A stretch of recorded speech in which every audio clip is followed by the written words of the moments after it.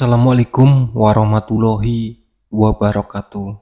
Selamat datang di channel Muhammad Samsudin. Di kesempatan kali ini, saya akan melanjutkan cerita Kuntilanak Kuning. Dia mengincar suamiku. Sebelum masuk ke ceritanya, jangan lupa subscribe dulu ke channel ini. Selamat mendengarkan. Mbok Asih meminta kami masuk ke dalam rumah, sementara ia masih berdiri di depan pagar. Tutup pintunya, perintahnya. Kami semua berkumpul di ruang tengah sambil berdoa, semoga tidak terjadi apa-apa dengan Mbok Asih.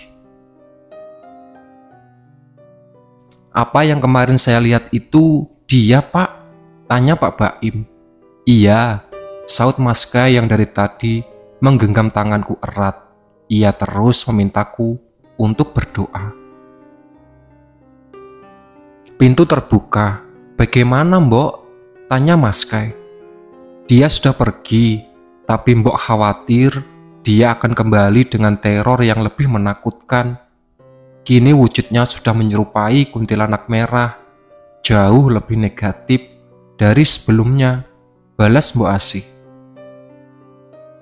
Maaf, gara-gara Mbok, dia jadi seperti itu, imbuhnya. Tidak apa-apa, Mbok. Daripada dia terus bersembunyi di dalam tubuh saya, balasku. Saya sudah sangat berterima kasih, Mbok. Mau membantu, timpal Mas Kai. Nak Kai, iya, Mbok.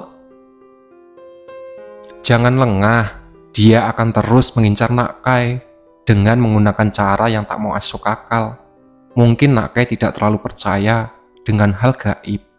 Tapi mulai sekarang, belajarlah untuk percaya demi keselamatan Nak Kai dan Safira. Aku setuju dengan ucapan Mbok Wati. Sikap Mas Kai yang terlalu meremehkan bisa menjadi bumerang nantinya. Apalagi ia menjadi target utama Dahlia.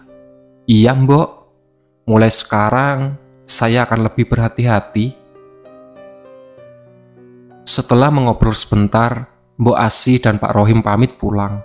Disusul Pak Baim dan istrinya yang pulang membawa sisa nasi bok untuk dibagikan ke kantor. Mas, aku memanggil Mas Kai yang sedang sibuk dengan laptopnya. Iya sayang, sautnya. Aku takut. Ia menoleh. Jangan takut sayang, kan Mas Kai ada di sini. Kalau nanti di kantor atau di lapangan ada yang janggal, Mas cerita ya. Iya sayangku, jangan tidur terlalu malam Mas. Pesanku seraya menutup mata. Iya, ini sebentar lagi juga selesai. Aku memilih tidur duluan, meninggalkan Mas Kai yang sibuk dengan laporan. Besok ia sudah mulai kerja, seperti aku harus mencari kesibukan di dalam rumah, sebagai menunggunya pulang kerja. Pagi menjelang, aku menyiapkan sarapan di dapur. Sayang, Mas Kai duduk di ruang tengah, menunggu sarapan. Iya Mas, sautku. Ingat, kamu jangan keluar rumah ya. Iya. Aku membawa mampan berisi makanan, lalu menaruhnya di meja. Kamu mau kemana? Mas Kai menarik tanganku saat kembali ke dapur. Mau membuat bekal makan siang. Mas Kai tertawa kecil. Sepertinya kamu lupa kalau udah pindah rumah. Sekarang kan Mas bisa pulang ke rumah makan siang. Oh iya, aku masih terbiasa seperti dulu. Sini duduk. Mas Kai memintaku untuk duduk di sampingnya. Ada yang Mas mau ceritakan? Tentang apa? Semalam. Apa ini ada hubungannya dengan Dahlia? Ia mengangguk. Sepertinya semalam dia ada di rumah. Apa Mas melihatnya? Tidak. Terus, bagaimana Mas yakin dia ada di depan rumah? Mas mendengar suaranya. Apa yang dia ucapkan? Kavian. Dia memanggil nama Mas. Terus Apalagi segitu saja, soalnya Mas langsung matikan laptop dan tidur. Mas kalau bisa untuk sementara waktu, jangan keluar malam ya. Sebelum maghrib harus sudah ada di rumah. Iya. Setelah sarapan, Mas Kai langsung berangkat kerja. Aku hanya bisa mengantarnya sampai di teras. Melihat motornya melaju melewati deretan pohon sawit. Sudah hampir pukul 1 siang, suara motor Mas Kai belum juga terdengar. Ingin sekali coba untuk menghubunginya, tapi takut mengganggu pekerjaannya.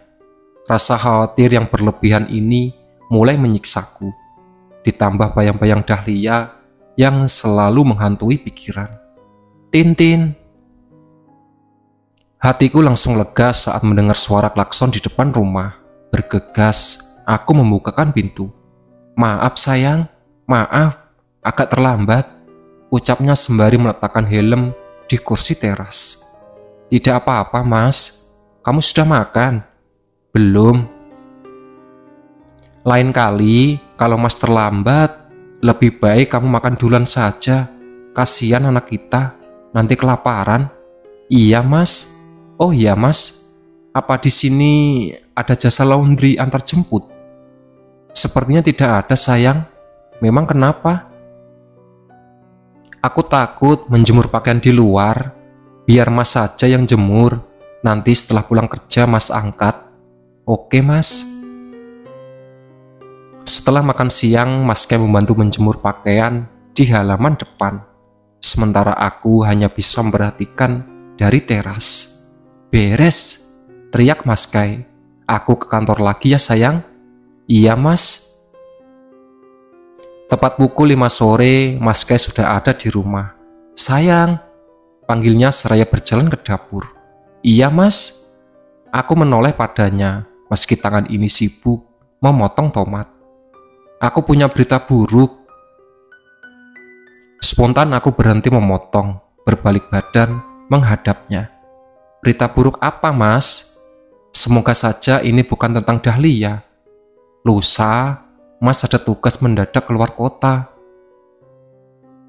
Memang tidak bisa ditunda mas. Setidaknya sampai di rumah ini benar-benar aman. Sepertinya tidak bisa. Beberapa hari, kemungkinan 5 hari. 5 hari. Apa mas tega ninggalin aku sendirian di rumah di saat situasi seperti ini? Meski itu adalah pekerjaan, tapi meninggalkanku sendirian di rumah saat ini adalah pilihan yang sangat buruk. Seharusnya ia lebih memikirkan kondisi istrinya yang sedang hamil, ditambah ada Dahlia yang masih berkeliaran di sekitar rumah. Kamu jangan khawatir sayang, Pak Baim bilang istrinya akan tinggal di sini selama mas keluar kota. Bagaimana? Apa kamu mengizinkan? Jujur mas, aku sangat keberatan. Baiklah, nanti mas akan bercerita dengan khawatir. Mas Kai masuk ke kamar, lalu pergi ke ruang kamar mandi. Setelah keluar dari kamar mandi, ia lebih banyak diam, duduk di depan televisi, sambil sesekali menatap ponselnya. Kalau sudah begini, pasti ia sedang kesal denganku. Apa aku salah memintanya tetap berada di rumah? Apa mas sudah menghubungi Pak Fatir? Tanyaku memecah keheningan malam. Sudah? Terus, apa jawabannya? Dia bertanya, apa alasannya mas tidak bisa berangkat? Mas sudah bilang untuk menemani di rumah. Sudah. Terus, Pak Fatir sudah tahu kalau Bu Ismi akan menemani kamu. Bagaimana kalau mas ceritakan masalah sebenarnya? Toh rumah ini awalnya memang untuk Pak Fatir. Seharusnya ia dan keluarga yang mendapatkan teror dari Dahlia, bukan kita. Emosiku mulai terpancing. Hus, kamu jangan berbicara seperti itu. Habisnya mas selalu mengutamakan pekerjaan. Dia tidak pedulikan keselamatan istrinya. Wajah Mas Kai tampak kesal. Ia bangkit dan berjalan ke kamar.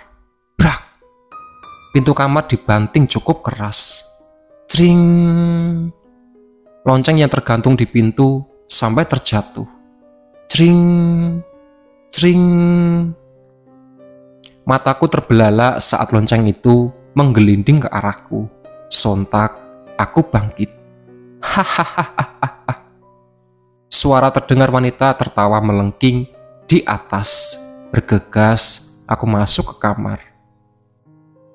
Mas, aku dengar ada suara wanita tertawa. Ucapku pada Mas Kai yang sedang berbaring di atas tempat tidur. Mas tidak dengar apa-apa, balasnya tanpa menoleh padaku. Tapi aku dengar Mas, tadi juga lonceng yang di pintu menggelinding sendiri. Sudahlah sayang, aku tidak jadi berangkat. Kamu tidak perlu mengarang-arang cerita. Apa Mas tidak percaya denganku? Mas cuma capek, mau tidur. Ia membelakangiku. Bulir-bulir bening mulai membasahi pipi. Hati ini sakit sekali melihat sikapnya. Baru kemarin ia bilang akan mempercayaiku, sekarang sudah melupakannya. Itulah sahabat cerita dari Kuntilanak Kuning. Dia mengincar suamiku. Ditunggu part selanjutnya. Oke.